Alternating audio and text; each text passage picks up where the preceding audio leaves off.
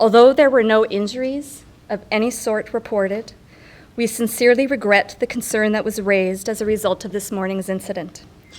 We are always overcautious in these situations until we have all of the facts available to us. A joint investigation is currently being initiated by Vale and the United Steelworkers. The intent of that investigation will be to understand exactly what happened in the circumstances so that we can ensure a similar incident doesn't happen again. The facts as we know them right now are as follows. As some of you may know, we are currently in a planned maintenance period, which is a routine. We have approximately 18 months with our surface operations to do preventative maintenance to all of our plants. As part of the planned maintenance for our acid plant, our standard procedure for shutdown is draining the towers and the pipes of acid and then undertaking a wash with water to essentially wash down the inside of the plant prior to maintenance work being undertaken. Earlier this morning, we had set up to complete a wash of our cooling tower. The vessel was opened and drain lines were installed at the bottom, which is part of the usual process. When we undertake this process, we do expect a reaction between the wash water and the acid in the vessel. However, not to the extent experienced this morning. The reaction created a mist on our property of NOx, which is a mix of nitrogen oxide and nitrogen dioxide. This mist is visible to the eye and creates a yellow-orange hue. The mist began traveling on our property over the tailings area when the wind direction changed and it began to move over our slag dump. There was a concern about the mist entering the community, and as a result, a level 3 emergency was called at approximately 6 a.m. with the emergency horn sounding. Again, this was a precaution, but an essential one. During a level 3 emergency, which is a release of hazardous material, residents are asked to remain indoors, close all doors and windows, turn off the furnace and any air conditioner and any other air intake, and to remain inside until an all-clear message is delivered and the air horn has stopped. According to the readings taken at the perimeter of our properties, levels of NOx were very low, and we don't believe there was ever a risk to the community. However, calling a level 3 at the time, we do believe was the responsible thing to do. In partnership with emergency services, after we had the data we needed to ensure that there was no risk to the community, the level 3 emergency was called off at approximately 8:26 a.m. and downgraded to a level 2 emergency, which means that it was then confined within Vale property boundaries. Subsequently, at 9:07 a.m., the all-clear was given. As I stated earlier, the incident will be investigated jointly to understand what went wrong this morning so that we can prevent a similar occurrence from happening in the future. However, as important as it is to understand and correct what went wrong, I believe it is equally important to acknowledge what went right. From an operational standpoint, when things are working as they should, an incident of this nature should not occur. It just should not. However, when an unwanted incident occurs and we find ourselves in a situation like we did this morning, it is important for us to know that we have the processes in place to deal with it and safeguard the community and our employees as intended. The emergency horns around our Coppercliff complex are tested weekly for circumstances such as those that happened today. Our educational efforts with our neighbors on how to respond when they hear horns are designed for days like today. The media, you, who covered our city and delivered on their commitment to broadcast the message to residents when they needed it most, and the city's emergency services group took all of the appropriate and required efforts to limit any potential exposure that may have existed. The release itself should not have happened, and the cause will be investigated, but while we believe now that the community was never at risk during this event, the response plans in place to deal with the event that were executed on ensured that that was in fact the case. Thank you.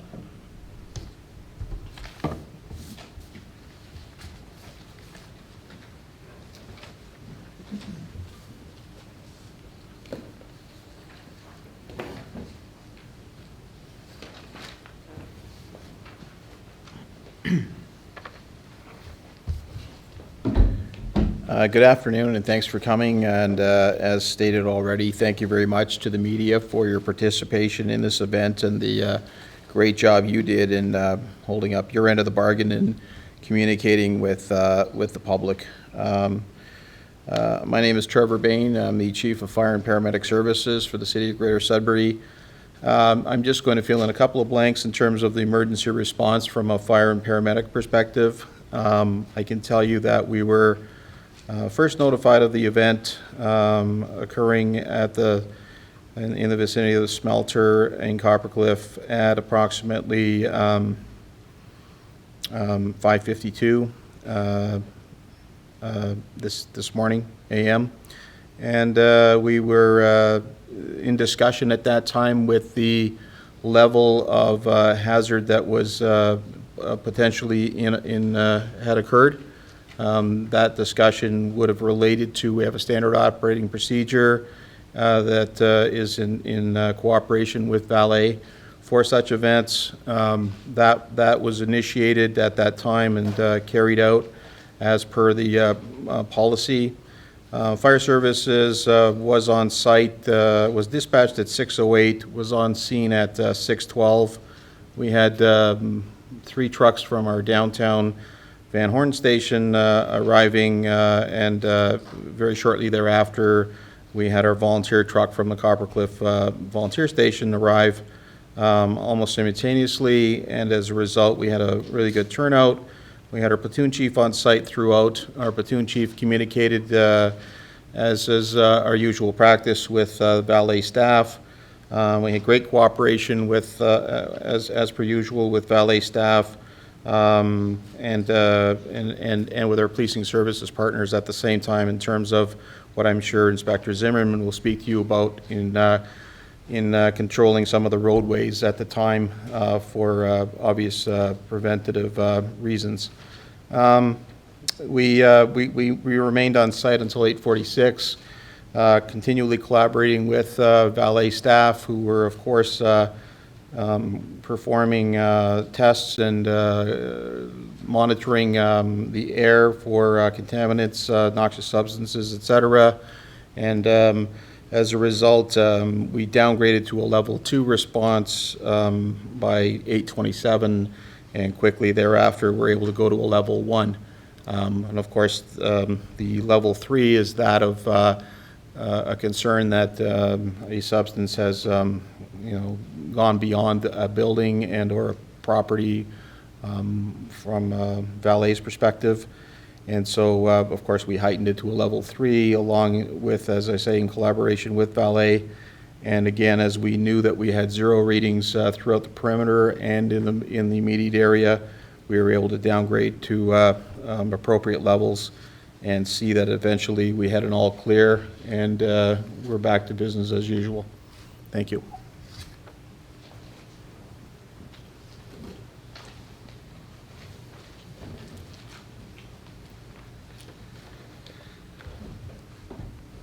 Hello, I'm Inspector Todd Zimmerman from the Greater Sudbury Police Service. One of my portfolios is emergency management.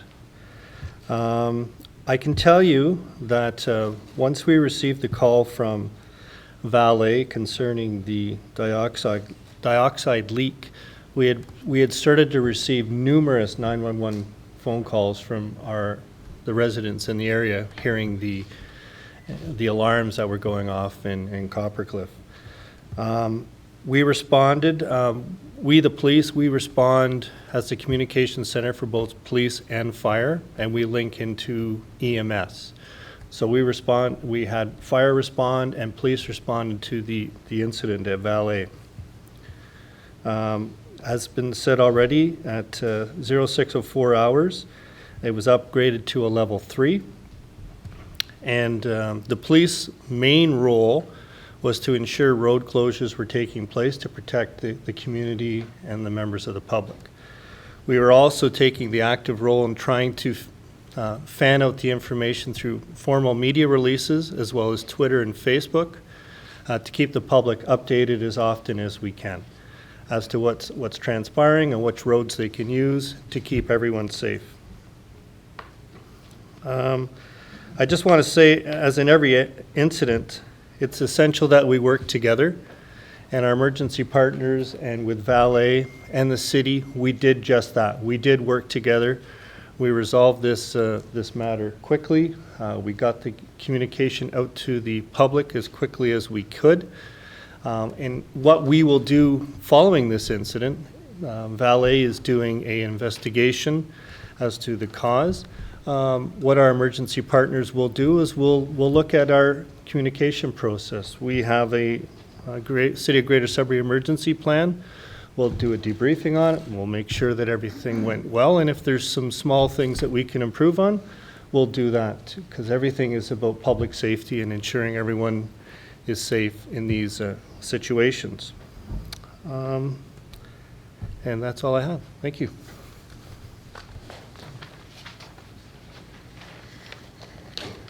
Okay, so we'll start taking media questions. We'll go in the order in which you're sitting right now. And I'll ask that our panel of experts here come up to the podium to answer questions so the audio will be sufficient. Do you have any questions? Who should we start with? John, can I ask a Yeah. question? I have a question. Okay, go ahead. Sure. The Ministry of the Environment, as many of you may know, measures nitrogen dioxide levels in downtown Sudbury for related measurements. And according to their information, which is publicly available on their website, levels started to increase around 9 p.m. Last night and peaked around 2 a.m. So does that coincide with Vale's numbers? And if so, why was the alarm only sounded at 6 a.m.? Yeah, I'll take that. Thank you. That information came to our attention this morning as well.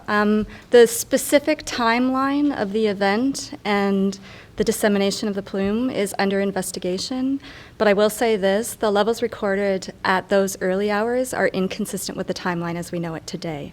So I don't know whether it's standard, routine levels, whether that's something that happens nightly, but it is inconsistent with the timeline as we know it. So consistent with Vale's own numbers, in other words? Yes, in terms of the timeline, not in terms of the actual levels monitored. I see. Okay. To Jody Mathieu as well, the Head of Canada today. Do you speak French? Or? No, I don't. No, okay. A source, a worker from the smelter is telling me that apparently 5 workers, could be workers from Vale or contractors, have been burnt by this acid solution. Can you tell me if it's the case, or have you heard something about 5 people or anyone getting hurt, burned by the liquid? Yes, what I can tell you is that during our planned maintenance period and at all times in Vale, we have very tight safety protocols to manage injuries, from first aid injuries to medical treatment injuries to more serious injuries. The daily dressing sheet this morning did show that there were 4 what we report as minor incidents early in the evening last night with a result of an exposure or a drip of acid on some of the contract workers and our own employees. That is separate from the wash procedure and the emissions that we saw in the morning. Those incidents were addressed, they were dealt with, our employees were attended to, the contract employees were attended to. It did happen last night, but that is something separate from what we saw this morning. It seems that there is an issue around the procedures from last night, this morning, like the incident with the 4 contractors and then the spit out this morning. What went wrong, or do you guys have to review your procedures of washing the pipes? Yeah, before any planned maintenance period, if I can put this into context for you, we have upwards of 1,000 contractors on our site during a planned maintenance period. The work that we're undertaking during this period of time is not what I would call routine or normal, usual work. Essentially, we drain our plant, wash it, open it up, and do welds of the interior components of our plant, of our converters, tie-ins, things like that. It is not routine work, and so we take every safety precaution we can with all of those contractors and all of our employees. And these incidents are a reminder of what a high-hazard industry that we work in. Jody, Ben Neeson, Sudbury. I know you said you're still looking into it, of course, but is there any indication or any reason why there would be a greater reaction when that wash is taking place than what was expected? That is something we don't understand at this point. There is always an anticipated reaction when water interacts with the acid on the inside of the vessels. Why it was more and why it was greater is something that will be part of the investigation. Eric White from CBC Radio. When was the last time there was a level 3 emergency at the smelter? We did have a level 3 emergency July 1st of 2010, Canada Day of 2010. That was as a result of an oleum leak at the time. A level 3 was called. Again, emergency response protocols were adhered to at the time. Jonathan Young, Northern Life, just for clarification. So nitrogen dioxide is a natural byproduct of water interacting with the acid, is that? I'm not a chemistry professor or a chemistry expert, but what I do know is that the water interacting with the sulfuric acid creates a mist of what we call NOx, N-O-X, which is a combination of nitrogen oxide and nitrogen dioxide. Joe, you I haven't mentioned, done it. Oh, go ahead there. you mentioned that this was seen as sort of a precaution. Was there some debate about whether this needed to be, the alarm sounded, and like it sounded like it was sort of in the gray area, whether it was seen as internal initially or whether the public needed to be notified? Yes, it was very much in the gray area, but our process always is whenever there is a debate, even a question about whether our employees' safety or community safety is at risk, then err on the side of caution, call the alarm. We recognize it creates anxiety and concern, but we would much rather err on the side of caution than be sorry 4 hours from now. As you can appreciate, when the event is unfolding, you don't know exactly how much is there, exactly what the readings are, exactly where the wind direction is going to go, or for that matter, who is traveling where in the community. We know the community is close by. We know we had a visual on a plume. We know we had some level of readings above 0 on the perimeter of our property, and so out of an abundance of caution, we made the decision to call the level 3. Just to give people an idea, sorry, when the alarm sounds, you said they're tested regularly, how would people know immediately that there was a difference between a test and that there was an actual emergency? The tests happen at regular intervals. Weekly, people who live in the community of Coppercliff and our employees know Mondays at 1:30, that's when we test our horns. That happens like clockwork. And the very reason we do these tests is to ensure that we have appropriate systems of communication for an event like this. When those horns sound outside of that period, we do a lot of education up front with the community, the schools, our employees to know exactly how to respond if you're not hearing the horn at 1:30 on a Monday. Talked to neighbors in the Italian neighborhood, Yes. and they were concerned that there is no plan for evacuation if there is a bigger hazard, if there is an emergency, not only close windows and doors, but totally like move out and get out of the neighborhood. Apparently, and you tell me, there's no plan to help those people and the elderly people to be bussed out from their house and neighborhood. And there's also a concern about the underpass, that if that underpass is blocked by any reason, they're kind of trapped in the neighborhood, and they want to see a plan in place to be able to move out quickly, because some people don't watch the internet or don't listen to the radio. So if there is a bigger emergency, what would you do in that circumstance if it happened today? Yeah, if it was an air emergency, the plan and the response for the community always is to get inside. If it was an emergency that required evacuation, we have plans in development with the city. The communication of those plans with the community will be something that we will be reinforcing. And in terms of any gaps in our emergency response protocols, that will be a part of the investigation. The investigation in this case will be in 2 parts. One is what we call root cause of the incident. What happened? Why did it happen? How can we prevent it from happening again? The other, equally as important part in the circumstances will be our emergency response protocols. What did we learn? Are there any gaps? Can we improve them moving forward? So that feedback is incredibly important to us. But do you confirm that there is no plan of evacuation right now? There's no method of evacuation?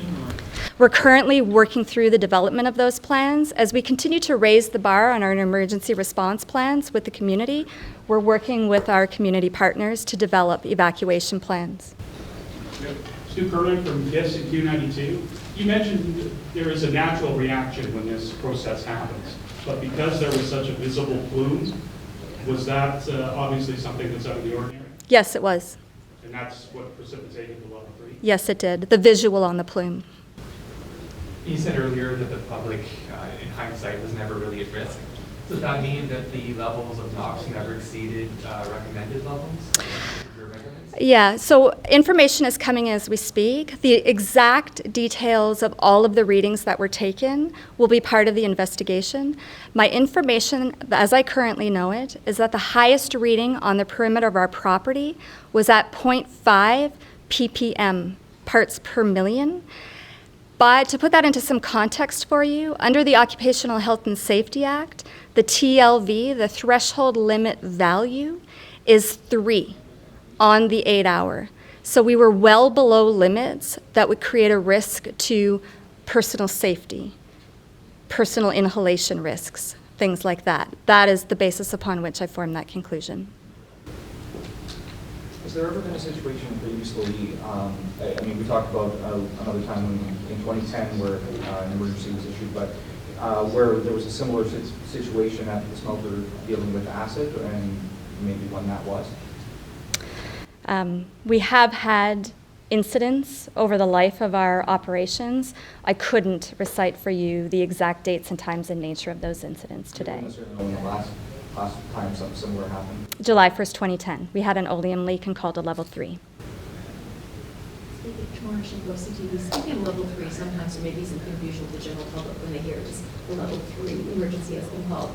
I mean, just to verify, how many levels are there and severity? There are 3 levels that we use in our internal emergency response protocols. A level 1 means in plant. A level 2 means beyond the plant but contained to our property. And a level 3 would be beyond property boundaries, where we would sound the horns and engage our community partners for support in terms of emergency response management and the media for communications. Is there, I'm guessing the answer is no, but do you have the sense of the amount of gas? Like, is there a way to put a measurement on it? I don't. We have visuals and we have reports, but at this point that's all anecdotal. So I don't have a volume measurement or anything like that at this point. Could you tell us if anyone inhale? Yes. That substance, what would be the reactions? So one of the first things we did this morning was pull up what is called the MSDS, which is the Material Safety Data Sheet, to understand specifically what the potential health implications of exposure to NOx are. In low levels, there is eye irritation, nose irritation, throat irritation, and some respiratory issues, coughing, wheezing, and that sort of thing. I was hearing from some people in Coppercliff this morning who were a little upset that they can listen to alarms for an hour and a half and they didn't have anybody come around to tell them this is what's happening. Is there any protocol for that, or has the company ever considered sort of door-to-door notification? Yeah, door-to-door notification would be a concern, given that the express response is to get inside, be inside, and tape off all windows and doors. On our own emergency response protocols, we want the fewest number of people outside as possible to limit the exposure. People are highly trained to respond in the circumstances. And so any avenue we can improve communication with our community neighbors, be it through telephone or television or radio or anything like that, that will be explored as part of the communication. But I do appreciate that it is unnerving to hear horns for an extended period of time. We had our community concerns lines as well. So, sorry, Eric just found that we do have a community concerns line that is operated 24/7, and we get those calls. We received, as you can imagine, a very high level of volume into that concerns line. I don't have the number, but probably in the order of about 30 calls. And we had somebody allocated to return those calls right away to reinforce the message on what to do and so forth, and just so that their calls were responding quickly. And so, again, continue to promote that concerns line as an avenue that people can call when they do have concerns. Okay, we're going to wrap things up. I think that's good for today. I want to thank our panelists of experts here, and of course you guys for coming out and, again, getting the information out to the public so quickly this morning. We really appreciate your hard work in this. So we'll wrap it up, and we'll get back to you if we have any more information. We'll send it out to you as soon as we get it. Thank you, everybody.